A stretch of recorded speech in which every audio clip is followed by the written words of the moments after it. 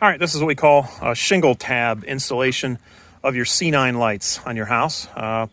So typically you have your strand of lights, and here's the power source. It's UL listed. It would come from a corner like this sometimes, where we could wrap it around. But there's what we call a drip edge, and this is your drip edge between your shingles in your house. We slide that up in between there where it sits. Usually it's pretty snug like that and holds it in place. We'll move on to the next. So again, as you can see, nothing is drilled. Nothing is drilled or permanent. It sits on there pretty strong. Wind won't blow it down. Stays pretty steady. Hard to do with one hand, but typically you have two and not one on the camera. But you get the general idea of what it looks like once it's installed.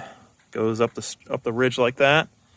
Again, it's not drilled or glued or anything like that. It's permanent. That would continue on all the way up there if we wanted it to, which we usually do.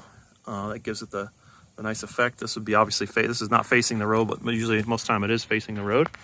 But just shows you how it's installed. You see the C9s on the house. We're not gluing or putting anything permanent. Again, this is Doug from Greensman Incorporated, just showing you how the shingle tab installation goes for your Christmas light install.